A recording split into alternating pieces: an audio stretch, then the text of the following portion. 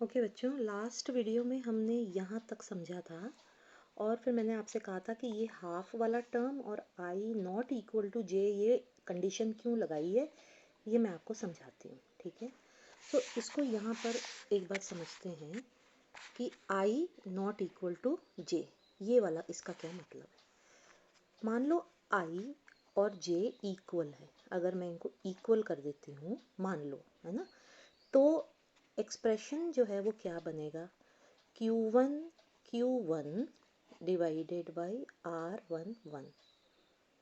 मान लो I और J equal to 1 है ना, तो इक्वेशन बनेगा Q1 divided by R11।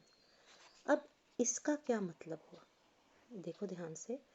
R11 का मतलब है Q1 से Q1 की ही दूरी, यानी ये A पॉइंट पर जब आपने Q1 रखा है ना, ये देखो ये A पॉइंट पर Q1 है, ठीक है, और B पॉइंट पर Q2 है, तो आपने इसको नाम दिया है R12, क्योंकि ये Q1 और Q2 के बीच की दूरी है ना। तो R11 क्या होगा, R11 क्या होगा, R11 होगा Q1 और Q1 के ही बीच की दूरी। तो वो तो कितनी हो गई, ज़ीरो हो गई ना, बात समझ में आ रही है। और ज़ीरो अगर मैं डिनोमिनेटर में देती हूँ, अगर इस डिनोमिनेटर में मैं ज़ीरो देती हूँ तो ये टर्म तो नॉट डिफाइंड आ जाएगा, इसका तो मतलब ही नहीं बनता है। समझ आ रही है बात। एक बात तो ये है, दूसरी बात, Q1 खुद ही के ऊपर पोटेंशियल नहीं लगा सकता है, ठीक है। ये है वो चार्ज जो रखा जा रहा है, ये देखो यहाँ पर, ये वो चार्ज है Q2 जो B पॉइंट पर रखा जा रहा है, और Q1 वो चार्ज है जिसके कारण Q2 पोटेंशियल महसूस कर रहा है, ठीक है ना। तो यहाँ पर हम बोल रहे हैं कि Q1 वो चार्ज है जो रखा जा रहा है, और Q1 ही वो चार्ज है जिस पर पोटेंशियल लग रहा है। ये पॉसिबल नहीं है, चार्ज खुद पर ही पोटेंशियल नहीं लगा सकता, ठीक है। राजा खुद अपने ऊपर ही अपनी हुकूमत थोड़ी चलाएगा, उसके लिए तो प्रजा चाहिए। तो Q1 अपने ऊपर ही अपनी पोटेंशियल नहीं लगाता है, इसीलिए Q1 या Q2 या Q3 नहीं हो सकते हैं, इसीलिए I will not be equal to J। एक बात। अब दूसरी इम्पॉर्टेंट बात, बहुत इम्पॉर्टेंट, जो ये हाफ है, ठीक है, उसको मैं यहाँ समझाती हूँ। मैं ये वाला टर्म दोबारा से लिखती हूँ और साथ साथ में आप इसको समझते जाइए। Summation QI QJ divided by RIJ। हमें एक बात पता है कि क्योंकि तीन चार्जेस हैं, इसीलिए IJ दोनों 1 से लेके 3 तक की वैल्यू ले सकते हैं, और I is not equal to J। ये कंडीशन अभी हमने समझी, ये देखो बिल्कुल वही लिखा है, इसको मैंने नज़रअंदाज किया है तो इसको छोड़ दो। अब अगर मैं इस एक्सप्रेशन को पूरा लिखूं, समेशन साइन खोल दूं अगर, तो देखो क्या इक्वेशन बनेगा। देखो, सबसे पहले मैं लेती हूँ आई की वैल्यू 1, ठीक है, आई की वैल्यू कितनी ले रही हूँ 1, तो जे की वैल्यू क्या क्या हो सकती है, जे आई के बराबर नहीं हो सकता ना, तो जे की वैल्यू या तो 2 होगी या होगी 3, ठीक है। तो सबसे पहले ये लिख लो, Q1 आई के बदले 1, जे के बदले 2 डिवाइडेड बाई R12 प्लस, अब दूसरा, ठीक है, आई तो 1 ही है लेकिन जे 3 है, divided by R13। I hope आपको समझ में आ रहा है मैं क्या कर रही हूँ। अब आई की दूसरी वैल्यू ले लो, आई की दूसरी वैल्यू क्या है 2।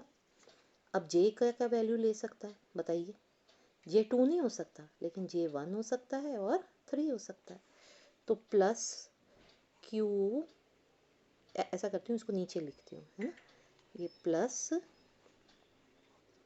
क्यू आई के बदले 2, जे के बदले 1 डिवाइडेड बाई R21 प्लस आई के बदले 2, जे के बदले 3 डिवाइडेड बाई R23।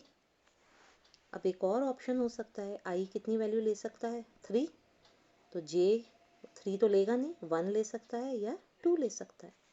तो यहाँ पर आएगा I के बदले 3, J के बदले 1, R31 प्लस I के बदले 3, J के बदले 2, R32।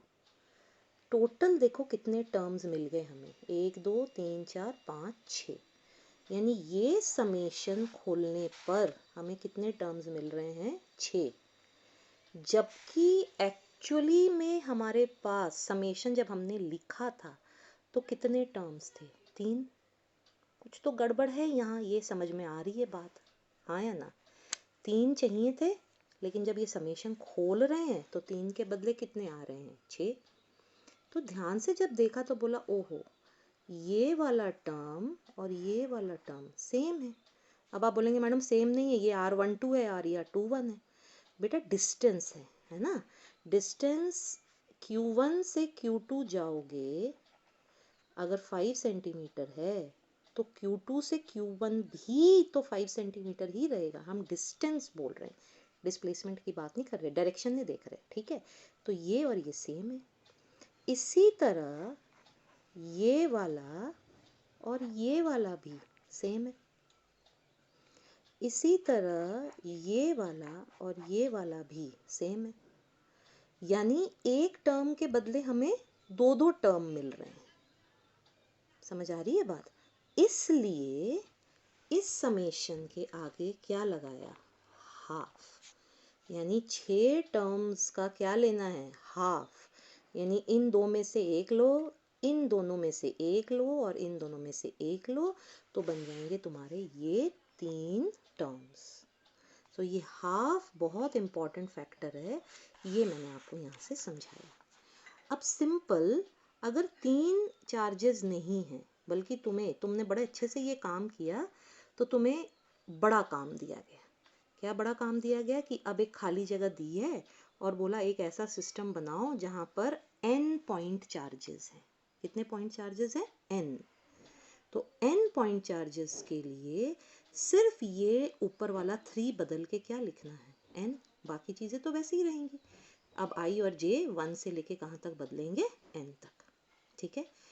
पहले भी हमने पढ़ा है कि the work done will be stored in the system as electric potential energy. इसीलिए जो भी वर्क आपने किया है वो एनर्जी बन के, पोटेंशियल, इलेक्ट्रिक पोटेंशियल एनर्जी बन के वो सिस्टम में स्टोर हो जाएगा। तो ये बन जाएगी आपकी electric potential energy for 3 point charge system and electric potential energy for n point charge system.